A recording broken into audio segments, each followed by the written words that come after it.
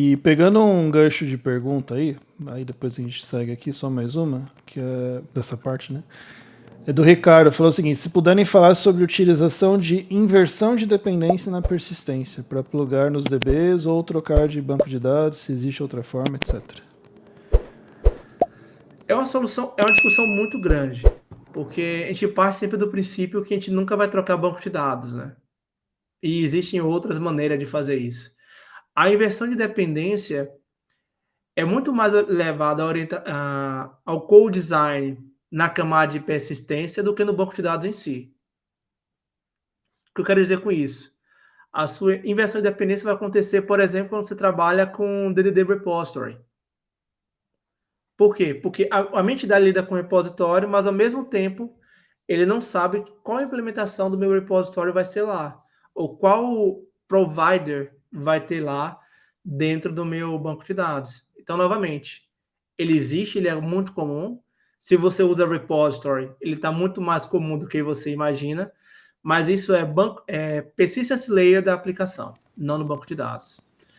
Sobre trocar banco de dados, tem o CDC, que é uma maneira legal de você gerar evento a nível de banco de dados. Então, você faz a migração, usa o CDC, que na Red Hat é um Debian, que à medida que eu vou pingando naquele banco de dados mais antigo, eu consigo fazer a migração para o novo, com pouco ou nenhum impacto, tá? Não vou dizer 100% não, porque às vezes eu já quebrei a cabeça com isso.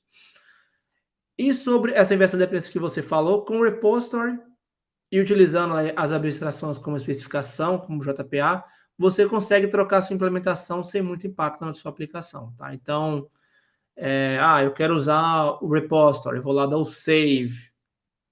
Eu não sei se eu insiro ou se eu atualizo.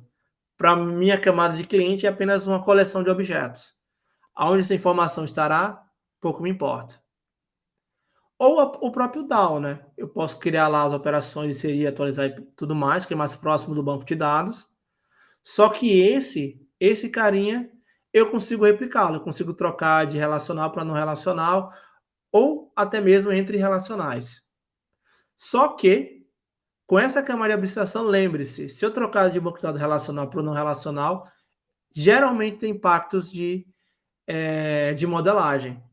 Ou seja, eu não posso usar a mesma modelagem que no Postgres, no Cassandra, porque são propósitos diferentes, são estruturas de dados e armazenamento diferentes.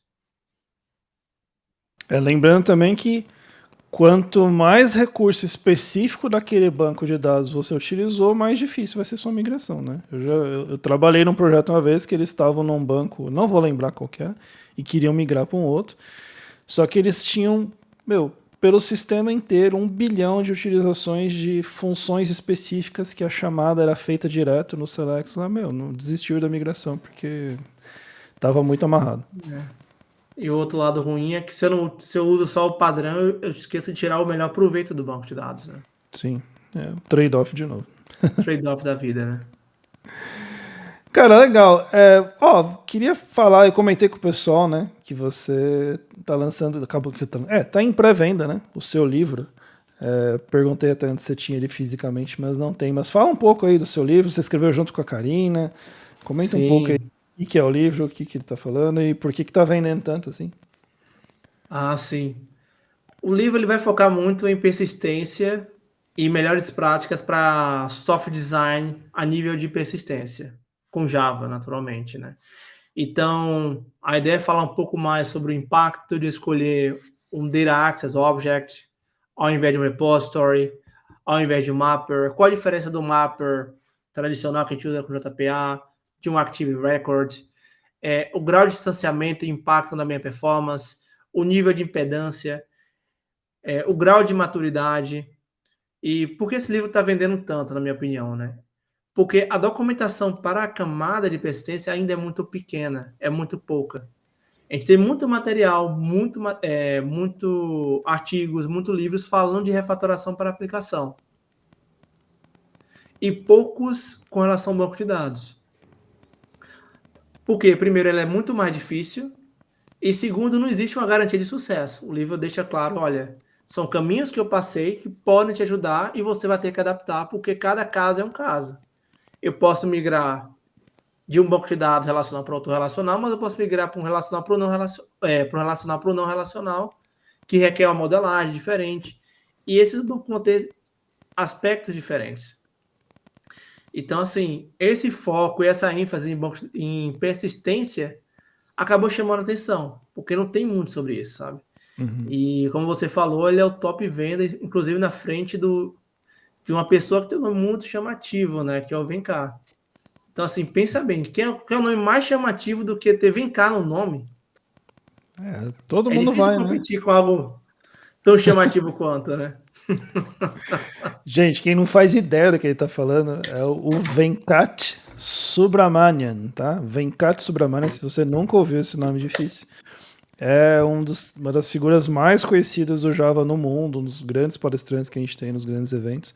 É um cara, gente boníssima, e acabou também de lançar um livro. Qual que era o livro dele que tá lá logo depois É do seu o, no ranking? no segundo lá, deixa É o eu de pegar aqui. funcional? É o de funcional. É também na categoria de soft design, deixa eu pegar aqui o nome certinho e já mando.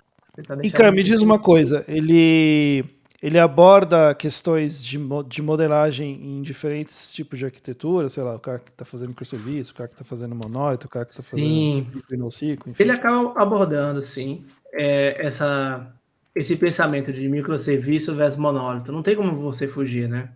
Uhum, Até porque no monólito, fatalmente, ou muitas vezes, você vai ter que ter uma aplicação para ter múltiplos bancos de dados. Acontece. uhum, E uma das vantagens quando você trabalha com microserviço, por definição, não é sempre que acontece, eu tenho um grau de isolamento muito forte entre a aplicação e meu banco de dados. Ou seja, uma aplicação, um serviço, um banco de dados. Então, no geral, o microserviço eu vou ter, eu quero fazer buscas e recomendações com Graph Engine. Eu vou ter um microserviço e esse banco de dados, seja ele Neo4j e por aí vai. Eu quero guardar dados analíticos, eu quero fazer o OLAP.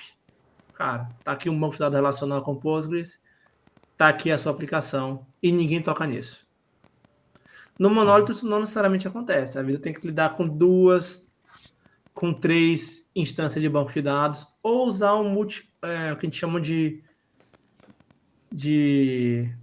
multivalue database, né? Que é como ArangoDB. Ele é key value ao mesmo tempo que ele é document, ao mesmo tempo que ele é grafo. Então, cada um acaba tendo essa característica, né? O meu posicionamento com monólito, ele acaba sendo um pouco mais diferente uhum. do que o microserviço. Até mesmo o número de entidades que eu vou ter que ter, que eu vou ter que lidar e todo esse tipo de coisa. Se esse vídeo foi útil para você, você pode ver a versão completa no primeiro link que está aqui na descrição. E se esse é um tipo de assunto que te interessa, me segue aqui para mais conteúdos como esse. Valeu!